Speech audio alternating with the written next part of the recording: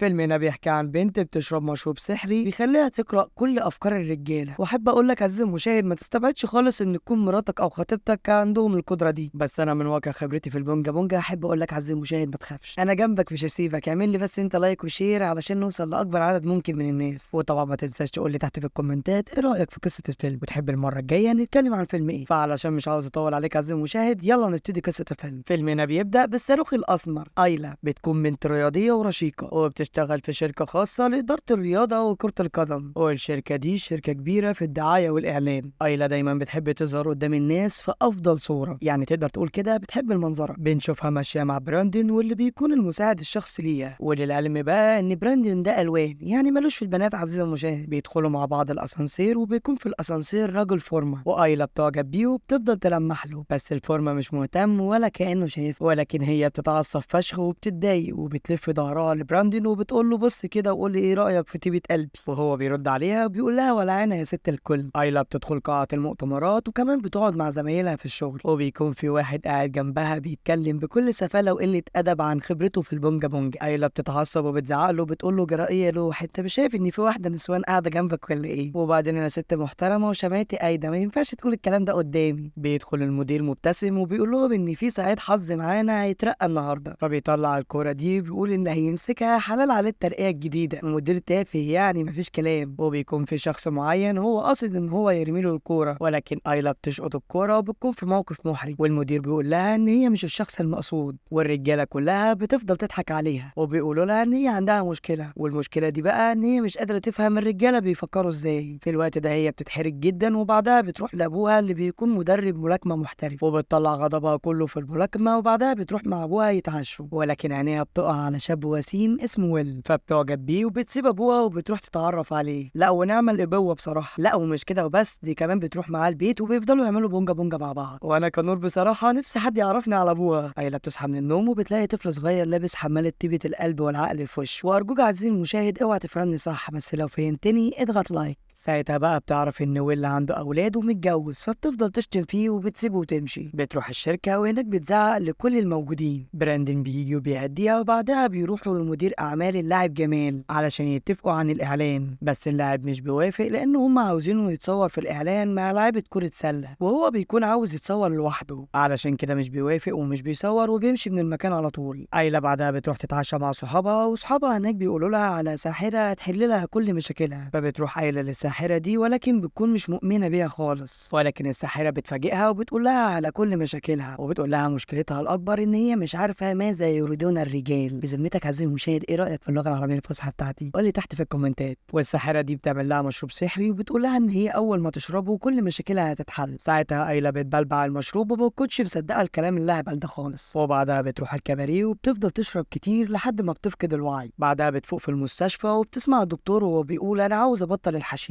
فهي بترد عليه بكل تلقائيه وبتقول له حشيش حاجه تيجي كده، ايه ده حبيبي كده وتاكد ان ده قرار سليم. ولكن الدكتور بيستغرب لانه هو كان بيفكر في دماغه وما قالش ولا كلمه بلسانه. وهنا بقى احنا بنعرف ان ايلا بقت تقدر تقرا افكار الرجاله، ولكن هي نفسها مش عارفه ان القدره دي عندها. وايلين بعدها بتركب العربيه مع المساعد بتاعها براندن، وساعتها بتسمعه وهو بيشتمها بيقول ان هو مش طايقها خالص، فهي بتقول له سمعتك يا خلبوس، ولكن هو بيقول لها انا ما اتكلمتش خالص ولا حركت شفايفي حتى. ساعتها ايلا بتكتشف ان المشروب السحري بتاع الساحرة ده ابتدى يعمل مفعول فعلا، والجامد فشخ في الموضوع ان براندن بيرجع يشتمها تاني، فهي بتقول له انا سمعتك وهو بيقول لها انا ما قلتش حاجه، وبيفضل الوضع زي ما هو لحد ما ايلا ما بتبقاش طايقه نفسها، فبتنزل من العربيه وبتمشي في الشارع وبتسمع افكار ناس كتير جدا. وكمان الراجل العجوز ده بعد ما بيشوفها بتسمع افكاره وهو بيقول يا ليت الشباب يعود يوما، وكمان كل تفكيره كان في البونجا بونجا، يعني عجوز كحيان وبيجري ورا النسوان. بعدها ايلا بتروح على الشغل وبتسمع كل افكار زمايلها في الشغل، وبتكون كل افكارهم في البونجا بونجا، وبتقول في نفسها هو ايه ده ومفيش حد مركز في شغله وكله مركز مع طيبة قلبي، وتقريبا كده بقت خايفة عليها من الحسد، فبتقرب منهم وبتروح لبراندن وبتسمع تفكيره وهو بيفكر في البونجا بونجا معاها، فبتقول له جرايه الوان حتى انت مش عاتق النسوان. ساعتها ايلا بتتضايق وبتتخنق من افكار الرجاله، وبتروح للساحره بتقول لها بوس ايدك انا عاوز ارجع طبيعيه، ولكن الساحره بتقول لها ان ده مش هينفع وان هي لازم تستغل قدرتها دي في ان هي تفهم افكار الرجاله الرجاله عندها في الشغل وتترقى كمان. فساعتها بتتحمس ايلا وعينيها بتبرق كده وبتروح تجرب قدرتها دي على الكراش بتاعها ابو فورمه، وبتركب الاسانسير معاه وبتبدا تغريه وبتقرا افكاره وبتعرف ان هو بيكون فاكر ان هي وبراندن مرتبطين، فبتوضح له ان هي مش مرتبطه. وهنا بقى الكلام بيفضل يولع ما بينهم. فساعتها بيقرروا ان هم يعملوا بونجا بونجا سوا. بيدخلوا الشقه والفورمه بيقول لها ان هي تروح البيت تجهز نفسها وهو كمان هيكون جاهز نفسه ويتقابلوا بعد ساعه. تروح ايلا بتجهز نفسها وبعد ساعه بترجع للفورمه، بس بتلاقيه منهم من اللي هم ها لو فهمت اضغط لايك. وبعدها بتقول له انت ازاي كده يا فورمه، لا انا بحب الطبيعي، وبتسيبه وتمشي. وبعدها بتقرر تروح حفله فيها زمايلها في الشغل، بتروح وبتقعد معاهم وبتلعب معاهم على رهان كمان. وطبعا هي اللي بتكسب الرهان طول الوقت لان هي بتقرا كل افكارهم، وكلهم بيكونوا منبهرين بشده ذكائها. وبعدها بتشوف المدير وهو بيحاول يقنع اللعيب جمال وابوه ان هم يعملوا الاعلان مع الشركه بتاعته، لكنهم اول ما بيشوفوا فكره الاعلان مش بيعجبهم ولا بيوافقوا عليها. بس ايلا ساعتها بتقرا افكارهم وبتقول لهم على طريقه الاعلان اللي هم بيفكروا فيه، وفعلا بتعجبهم وبيمضوا العقد.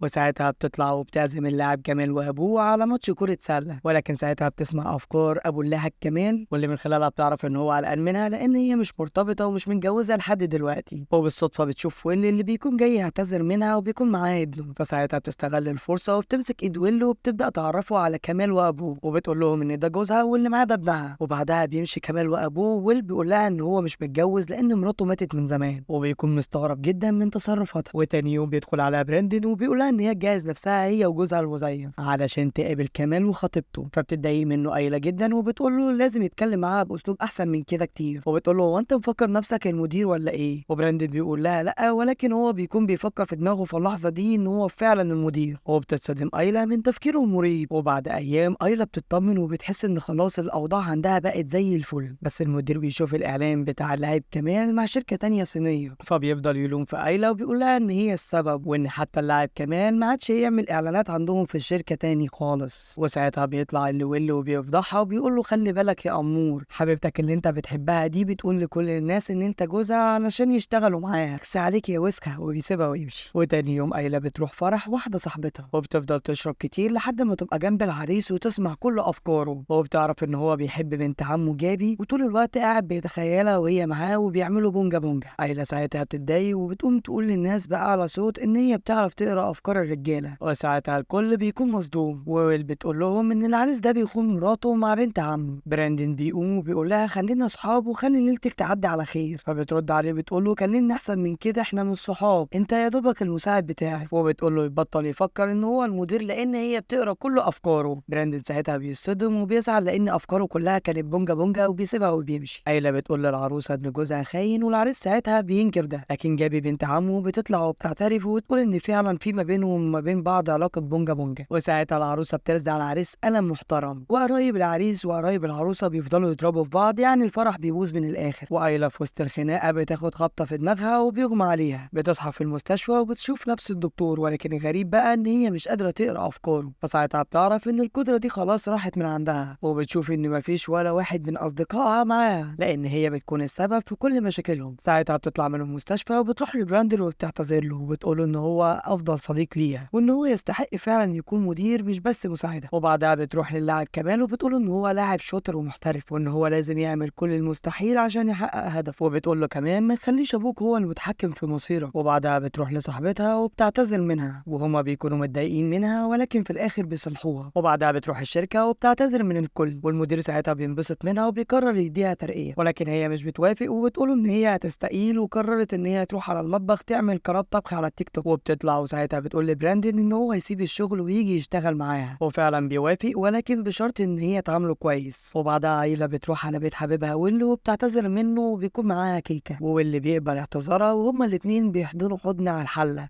يعني حضن ساخن لو فهمت اضغط لايك. وفي الوقت ده الكل بيكون فرحان لان ايلا فعلا قدرت تصلح كل المشاكل اللي عملتها. وهنا بينتهي الفيلم. ولو انت وصلت لحد هنا عزيزي المشاهد ما تنساش بقى تعمل لايك علشان تشجعني في النشر، وتعمل شير علشان نوصل لاكبر عدد ممكن من الناس، وما تنساش تقول لي تحت في الكومنتات ايه رايك في قصه الفيلم وتحب المره الجايه نتكلم عن فيلم ايه. وما تنساش برضك تتابعني على قناه ناروتو الجديده. وبس كده، سلام.